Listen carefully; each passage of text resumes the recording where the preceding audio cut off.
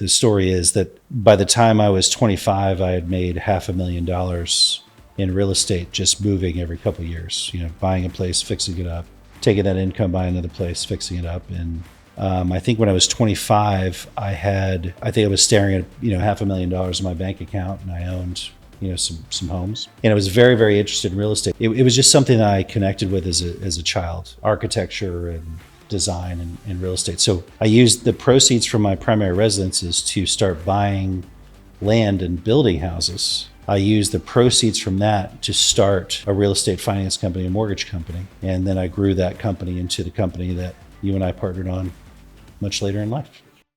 From Wealth Creators USA, this is From Worry to Wealth, the podcast that shatters the myths and mystique surrounding wealth creation. As students, our schools and universities often neglect the crucial education on the core financial principles. I'm Ben Lyons. I'm a business owner, investor, entrepreneur, and author, and I'm joined by my business partner, Alex Fink. And together, we're here to inspire your journey towards improving your financial self. In a world buzzing with advice on the behaviors and mindset to become wealthy, we'll share proven processes tried and tested by our network of successful collaborators. So get ready to move past worry and move towards wealth and your improved financial self. Welcome back to the podcast, From Worry to Wealth. I'm really excited to be here with you and my co-host, Mr. Alex Fink, the one and only Alex Fink.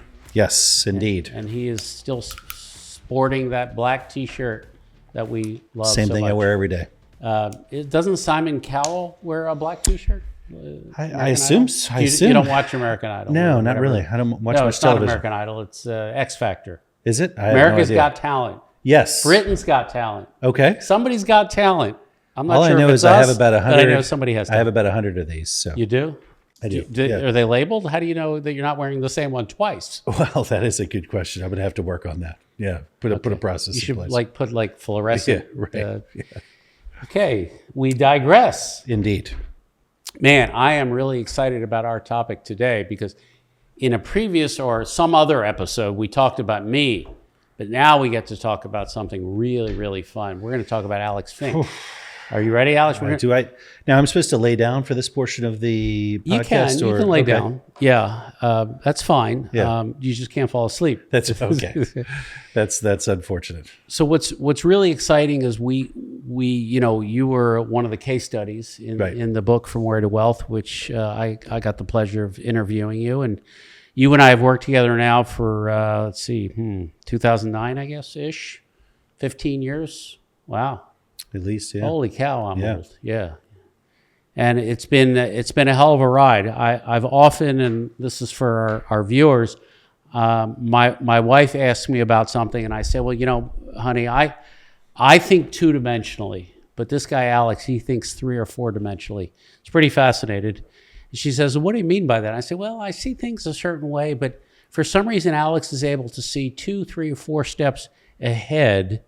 Very interesting perspective how you approach things. Fascinatingly positive statement there.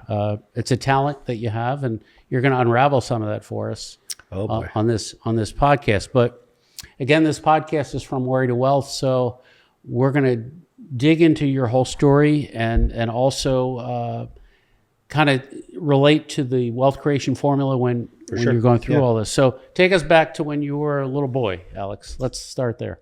Born a very, very young boy. So how young were you when you were born? Very young. Okay, very young. Just clarify. Thank you for clarifying. That's important. So I think for me, when I think about where I am today, a lot of it has to do with the environment in which I was born and raised. Right. And tell me about that. What do you mean by environment? How was that environment? So if you or I were born in another country, for example, or in a different area, I think our experiences may be a little bit different, right? And so I feel like I'm pretty fortunate to have been born to, functional parents, right? That were reasonably intelligent. I think they're actually very intelligent. But even if you have parents that have some level of intelligence, I think you're in a better spot. But specifically for me, we're in a great country, right? the area in which I was born. God bless America. Yeah, right. God bless America. The area in which I was born was one of the most affluent areas of the country, and I think it had so Northern Virginia area. You're aware of that area. Yeah. Yep. I think it has the highest median income in the county in which I was born. Has the highest median income, or at least at the time, in the country. The interesting thing was my family was not at that level. So when I would have friends come over to my house, they would say things like, "You live here?" And I'm like, "Oh yeah, is that weird?" You know, I didn't really understand right at the time. So I was I think my parents shaped a lot of my childhood, right? Yeah. And I remember my parents always worrying about money, and always suggesting that things were expensive, and I was geared around trying to figure out how to make money myself, because I felt bad asking my parents for money.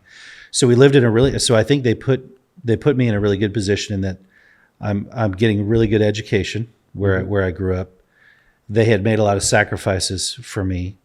They were smart and intelligent people. And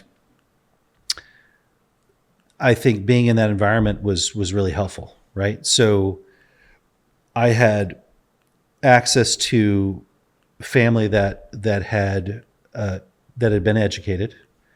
I had access to family that were in various businesses, and I think the opportunities that I was given, unlike some of your story where you had to seek out opportunities kind of came to me through those relationships with my family.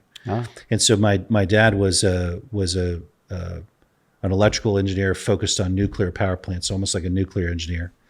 He had graduated with high honors, summa cum laude from a really, really good institution, and his was highly educated. So I learned, in my mind, almost nothing in school growing up. But I could come back to my parents and say, "I don't understand how the teacher's teaching this. Can you help me? Does it make sense?" And within something that a teacher would try to educate me on for an hour, where I would just tune out and be bored, my dad could break it down in maybe 30 seconds, right? Okay. And so as a consequence of that, though, I felt always like the least intelligent person in the room or the family. So I grew up thinking there's no way that I'll ever amount to anything that my father's done or my mother's done. And that my older brother was smarter. He was smarter. I mean, there's no questions. So I think I grew up, imagine growing up in a nice area where you have not such nice property, where you're in a good family, but you're probably the worst, right, of the family. And that was how I grew up. The black sheep. That's right. I think, Alex. That's how I grew up. Yeah. And I really felt it, right? So I didn't have a lot of expectations growing up, other than I expected to be lesser than everybody else around me. But I think what it did for me is so my parents cared about me, they helped me, right? And my parents, got divorced when we were pretty young. So, lived with a combination over time of my father and my mother. But I never got the sense, one great thing they did is they never argued. They always made me feel like they were friends, even though they probably weren't. Right. But I always felt like whatever I did, so unlike a lot of kids, so one of the things that I've always seen with employees of ours, right, is that those employees who have some stability at home, which I don't think you had, right, growing up, were able to take risks that other folks couldn't take, right? And a lot of that I think holds people back. But for me, I had parents that cared about me, and I had parents that were pretty smart. And I think that shaped a lot of what I've done over the years, if that makes sense. Yeah, it does. We talk about who we're influenced by, and it sounds like your parents were really a significant influence to you, not so much the teachers, it sounds like. Yeah, not so much the teachers. And I think that I probably didn't. So I was always an unconventional thinker. You mentioned some different ways I look at things, but if anybody that wanted me to go down a specific path, or if there were 50 people going one direction, I would automatically want to go the other direction. And I probably would want to have nothing to do with those people. So I'm not sure I even listened to them growing up, but having that example and having that stability, I think was pretty helpful for me. So after high school, what happened to you after high school? I'm not sure. How did you graduate high school? Because you have a story. Unconventionally, right? Yeah. So I was never really much interested in school. I would sit in the classroom and I was pretty antsy. I wanted to do something that I thought was more productive, which is to make some money, or go do a sporting event or something. So in school, I would sit there, get concepts pretty fast, and get bored really, really fast. And so I would leave high school, and I had an amazing job. I know you're going to be jealous, at Pizza Hut, and I was killing it. Right? I'm jealous. Yeah, you should be jealous because you got to eat. I was able. Well, I love pizza. There's no question. Look at me. But so I was. So I think about 14 years old, I started working at Pizza Hut. I became an assistant manager at 15. They were like, "You're going places." They flew me out somewhere and said, "We're going to make you a manager, and you're going to make 30-some thousand a year." And I was like, "I don't think that's really what I'm into," but I appreciate it. So I skipped a lot of school. So I think my sophomore year of high school, I skipped 474 classes, which apparently is an issue, and I think it was the fifth best high school in the country that I went to, McLean High School in Virginia. Really, really good high school. So a lot of very intelligent people, a lot of very affluent people there. I just didn't feel like I had a lot of time, to spend in high school. I was doing some other things, right? I was working. You right? had other priorities. I had other it's priorities. Clear. Yeah. So over time, it became clear that the school was unhappy with my performance. They apparently reached out to my parents and said, "We need to have a meeting." I didn't realize this at the time, but the meeting was about expelling me from high school. And so we came in, and my parents were somewhat exasperated over my lack of performance and skipping school, even though I wasn't doing anything wrong, right? I was working. So we're in this meeting, and they say, "Hey, Alex hasn't attended enough school to graduate." And I said, "Look, the problem here is that chemistry is pretty early in the morning, right? Can we slide that back to maybe 10, 11 o'clock?" Right. I mean, why shouldn't that be a normal thought? And they said something like, "This 15-year-old is or high 16-year-old. school. You're supposed to be here when school happens. We're not here to create our schedule around you," which was upsetting to me, as you could imagine. Yeah, I don't know why they wouldn't acquiesce to your exactly, choice there. Why wouldn't they just shift everything around? So the counselor basically said, I think you can go to college. I think you can do dual enrollment in college.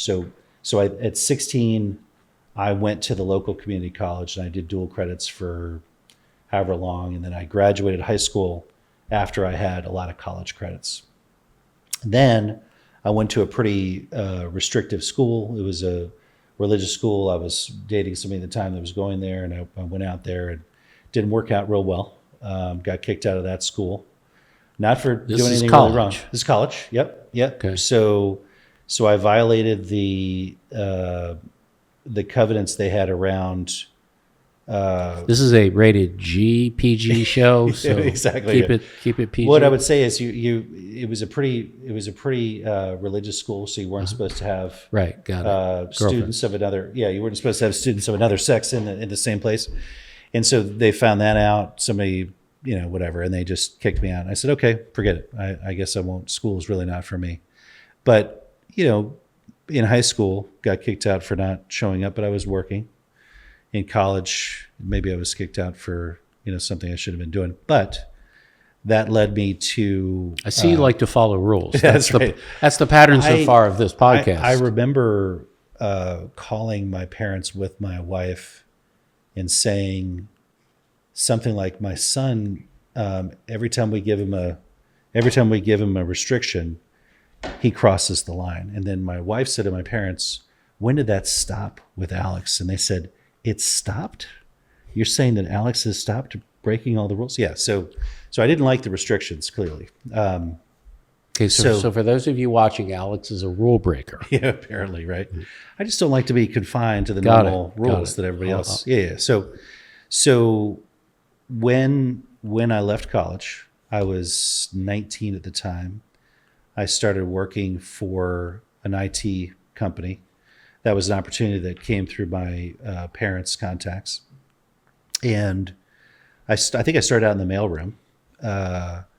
And I remember they used to call me Piss Boy because there were a lot of the staff that they had were coming in from, Harvard and MIT, and it was a pretty robust tech company that I was working for, and so they all thought I was just an idiot, kid, which I probably was.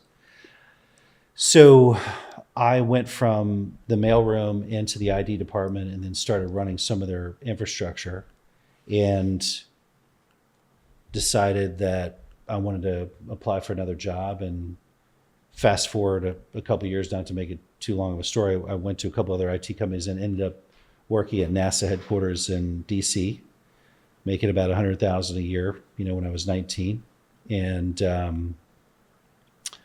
doing pretty well. Yeah. And I would say. I used that income to buy my first piece of real estate.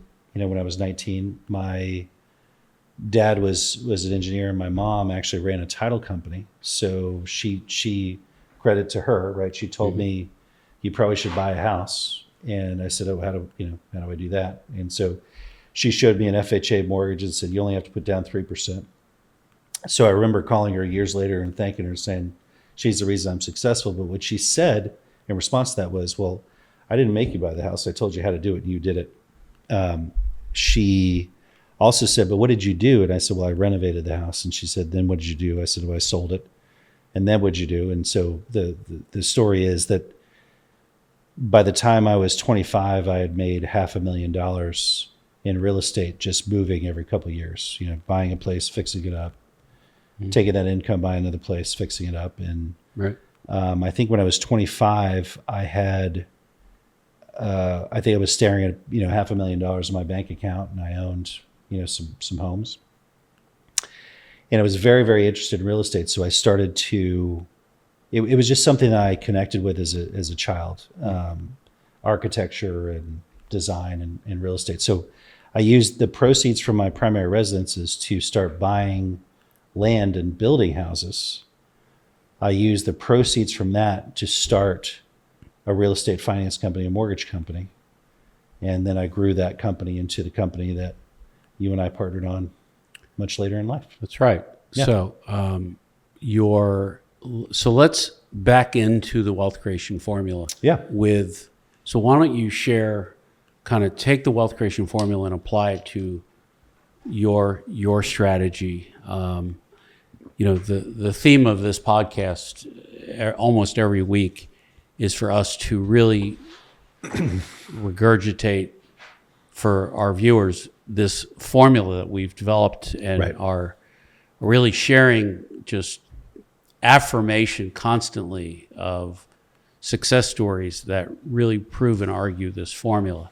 So if you could let's unravel it the formula related to your life. Yeah. So the first step in my life was to learn a skill, right? And I did that at Specialized knowledge. specialized In IT, knowledge. it sounds like? In IT, correct. Okay. And I parlayed that skill into having a pretty nice paying job for that age, right? At that time, this was Specialized knowledge into a high-paying job. right? 30 years ago, right? Yeah.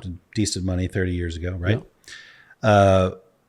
I then took the excess income, Investable income. right? And I acquired my first house. Okay. Acquired an asset. I renovated that asset, developed greater value, sold that asset, used the proceeds to buy another asset, did it again, and did it again. And then, so by the time I was 25, the proceeds of that was about $500,000. Right. And I still had my job and everything, right? I used those proceeds to start buying land and building houses, and I partnered with a local builder to do it. And my parents had never done this. my mom, having been in the real estate world, had worked with companies and for companies as a VP and a president and things like that. But I don't know that she had ever done this either. So it just made sense to me to do it. And I was just interested in it, right?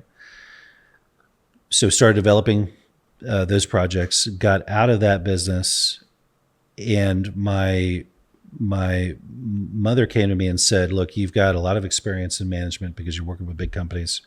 I'm building my title company. Why don't you come work with me, right? When I came to work for that company, I noticed that in the suite right next door, there was a mortgage office, and those guys looked really happy. And Okay. they were having a ball. And so I was trying to run this title company, but it was like, it was all these younger guys that seemed to be doing really well. And they were making a lot of noise. We had an office, so we talk about diversity. It's times we had an office that was primarily women, and the energy just was not as good as it could have been. The energy over there was great, but it was a little too out of control. So one of the first things I did is said, hey guys, why don't we share offices? And I infused the two groups together, and it kind of mellowed everything out. So it was a way for me to fix, in my mind, some of the cultural, issues that were existing in the two spaces. But it also gave me access to the knowledge on the mortgage side. So I started asking questions, right? You talk about asking questions.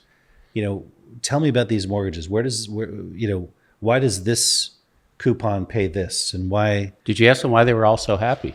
Right. Well, they were telling me how much money they were making, so I assume that's why they were happy. But Got it. But they effectively let me know very quickly that they didn't really know much about anything.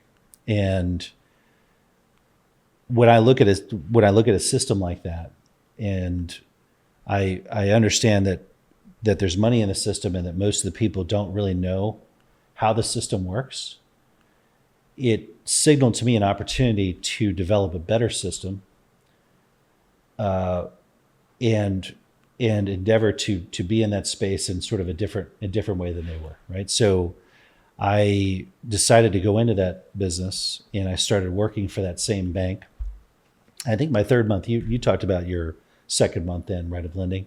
I think my third month I made $30,000 right in the month, and didn't really even try.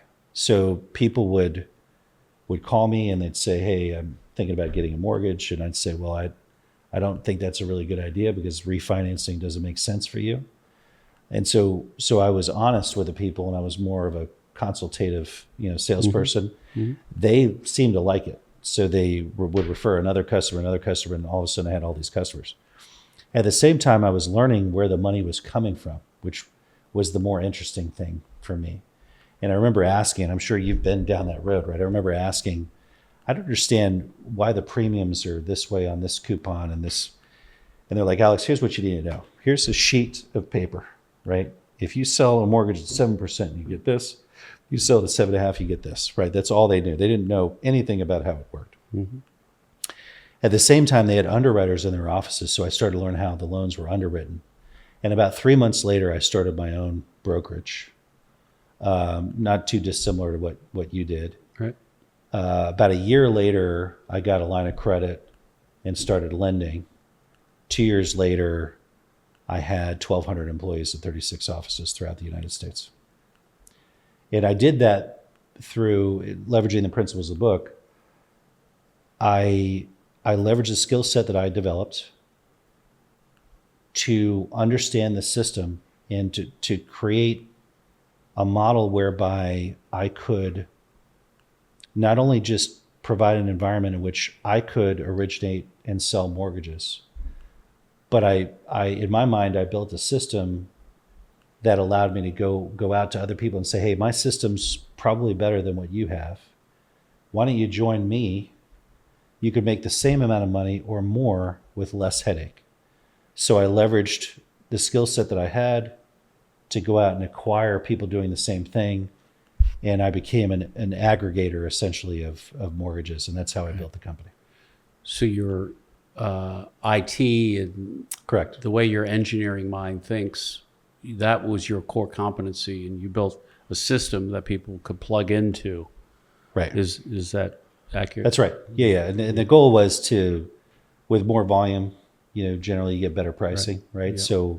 So as I was aggregating volume from multiple companies, I could go into a company and show them how I could provide them better pricing. They would have less headache, no HR, no compliance. They could just do what they were doing at a lower cost and make more money. And it was a pretty easy sell for them. Yeah. So you and I were fortunate enough to have an exit together. I guess December of 2012 was when we signed the papers. We got paid in 2013, and since then, kind of tell us what you've been investing in, what your strategies have been. I don't want to spoil it. I know the answers, but right. Take us up to today. I think it's so we've like the League Capital Fund. We started together, and that's a fund in which we originate mortgages and produce commercial loans, and we use leverage from other institutions to do that, and some of our own capital. We've got a number of investors in that, so that's a lending operation that's somewhat levered. So did some of that because of the fact that we're originating commercial mortgages and construction loans. It made sense for us to have a development company and other companies in that business. So we've essentially I've worked to set up a development company, general contracting firm, and all the trades related to that. So we now own an architecture firm, a general contracting firm, a development company, an electrical company. I could go on and on, but a lot of those, and I think those are useful, for the construction lending efforts that we have. At the same time, I've been acquiring, more real estate and other assets. And I think when I look back at some of my biggest mistakes, because there's been a ton of them, I never invested. I never felt comfortable with the stock market because I wanted to control the investment strategy.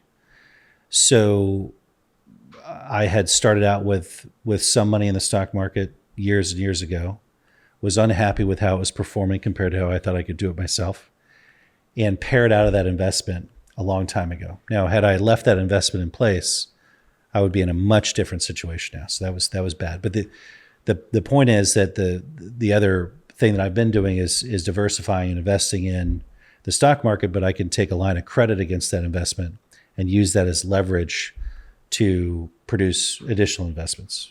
Right. So I would say,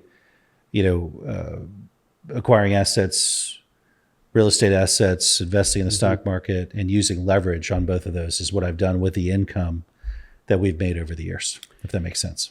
Yeah. And for our viewers, one of the attributes we always talk about is, what are you doing for income and the scalability of income, and what are you doing to continually acquire assets? It seems, from what I know of you, is you're never sitting still. You're constantly looking for new assets to acquire, ways to continue to leverage and grow, which is really a great thing as your business partner. It's a great thing.